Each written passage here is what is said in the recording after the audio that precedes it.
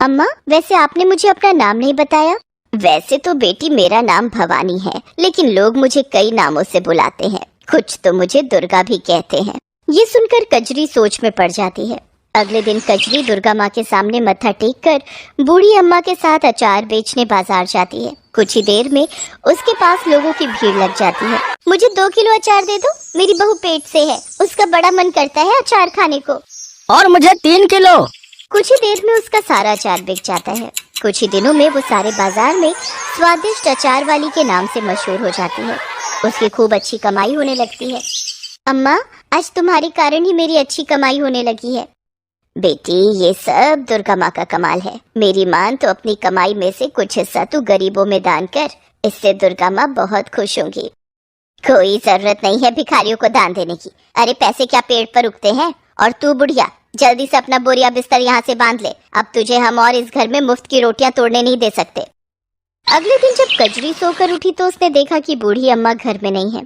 अम्मा, अम्मा, कहाँ चली गई आप? लगता है माँ जी की बातों ने उन्हें यहाँ से जाने पर मजबूर कर दिया। पीछे कुछ दिनों में कजरी का उस बूढ़ी अम्मा से खूब लगाव हो गया था। उनके जाने के गम में वो काफी दुखी थी। फिर वो अपनी सास के खिलाफ जाकर मंदिर पहुंचकर जरूरतमंदों को दान देती है। ये देखकर उसकी सास डंडा लेकर दुर्गा माँ के मंदिर में भी उसकी पिटाई करनी शुरू कर देती है। 4 पैसे क्या कमाने लग गई, तेरा तो दिमाग ही चढ़ गया है। अपनी सास की बातों को अनसुना करेगी, तेरी इतनी हिम्मत? हे माँ दुर्गा, मुझे बचा लो। तभी दुर्गा माँ की मूर्ति से वो बूढ़ी अम्मा बाहर निकलती है और दुर्गा माँ का रूप धारण करके कुंती से कहती है, कुंती देवी, तुमने मेरी भक्त पर जुल्म किए हैं। तुम्हारे पापों का घड़ा भर चुका है। अब तुम्हारा अंत तय है। माँ मुझे माफ कर दो। मैं नहीं जानती थी वो बूढ़ी अम्मा आप ही है। अब से मैं कजरी को कभी नहीं सताऊंगी। हाँ माँ, इन्हें क्षमा कर दीजिए। कजरी, सिर्फ तुम्हारे कहने पर मैं इसे माफ कर रही हूँ।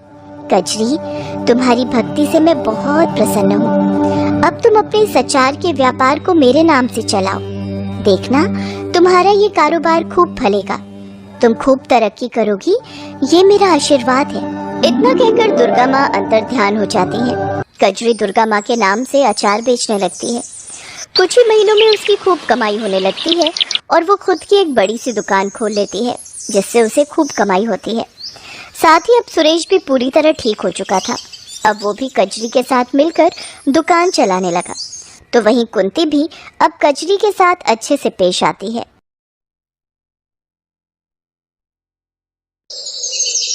चंद्रभान एक गरीब चूड़ी वाला था। वो और उसकी पत्नी रोजाना हाथ की चूड़ी बनाते और चंद्रभान गांव में गली गली घूमकर टोकरा सिर पर उठाए चूड़ी बेचता था। चंद्रभान और उसकी पत्नी निर्मला लक्ष्मी जी की बहुत पूजा आराधना किया करते थे।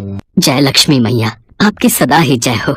जय लक्ष्मी माँ। सुनो जी, क्या हुआ? आज तुम चिंता में दिखाई दे रहे हो। क्या करूं निर्मला, गांव में बड़े बाजार लगने वाले हैं। सोच रहा था त्योहारों के दिनों में बिक्री अच्छी हो जाएगी, पर गांव के बड़े चूड़ी बेचने वाले व्यापारी मुझ गरीब को कहाँ बड़े बाजारों में बैठने देंगे। इसी चिंता में बहुत परेशान हूँ। कोई बात नहीं, वैसे भी वो लोग अच्छे नहीं हैं। हम उनसे दूर रहें तो ही अच्छा है। ये लो चूड़ियाँ, मैंने टोकरी में रख दी है। निर्मला, तूने देवी लक्ष्मी की आज की चूड़ियाँ अलग रख दी ना? हाँ, मैंने उनकी लाल हरी चूड़ियाँ पहले ही उन्हें पहना दी हैं। मैं सब कुछ भूल सकती हूँ, पर देवी लक्ष्मी को रोजाना के माल में से चूड़ियाँ पहनाना मैं कभी नहीं भूलती। ठीक है निर्मला, फिर मैं काम पर जाता हूँ। चंद्रभान चूड़ी बेचने चला जाता है। कहते हैं भक्तों के द्वारा अर्पण की गई कोई भी वस्तु भगवान तक अवश्य पहुंचती है, और वही हुआ निर्मला और चंद्रभान के द्वारा। रोजाना की चढ़ाई हुई चूड़ियाँ माँ लक्ष्मी तक पहुंच रही थी, जिस बात से वे दोनों अनजान थे। देखिए स्वामी, आज मेरे प्रिय भक्त चंद्रभान और निर्मला ने मेरे लिए कितनी सुंदर चूड़ियाँ भेजी हैं। हाँ, ये तो बहुत ही अद्भुत सुंदर चूड़ियाँ हैं। बहुत मेहनत से वो इन चूड़ियों को तैयार करते हैं और रोजाना ही सबसे पहले वो चूड़ी तुम्हारे लिए ही निकालते हैं। अब देवी लक्ष्मी चूड़ी के बदले कुछ तो आपको अपने भक्त को देना ही चाहिए। स्वामी, समय आने पर मैं ये कार्य भी अवश्य करूँगी। ऐसे ही एक दिन चंद्रभान गांव की एक गली में चूड़ियाँ बेच रहा था। चूड़ियाँ ले लो, चूड़ियाँ, हरी भरी लाल नीली पीली चूड़ियाँ।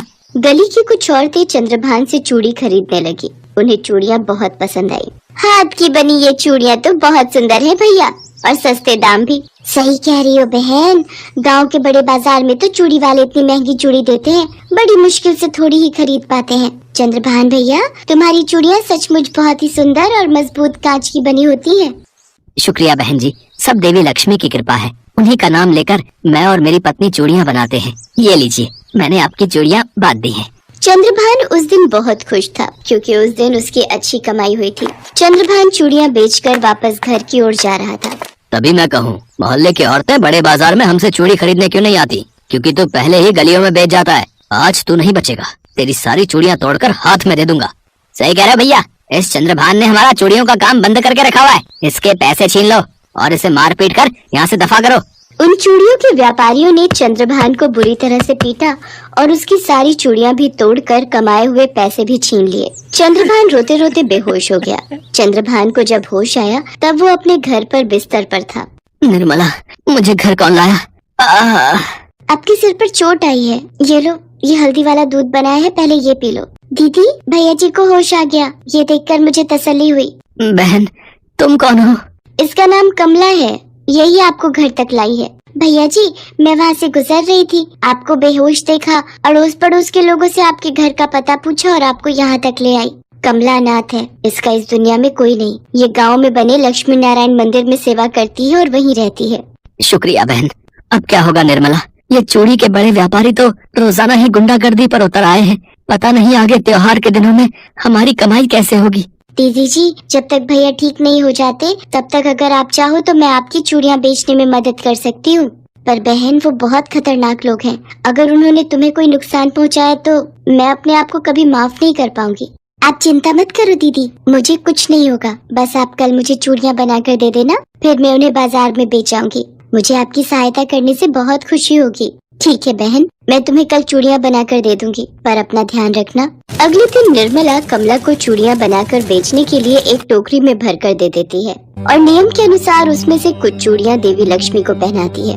इसके पश्चात कमला चूड़ियाँ बेचने के लिए गलियों में न जाकर गाँव के बड़े बाजार में चली जाती है। चूड़ी ले लो चूड़ी, सुंदर सुंदर लाल लाल नीली पीली हरी गुलाबी कांच की चूड़ी ले लो, ले लो।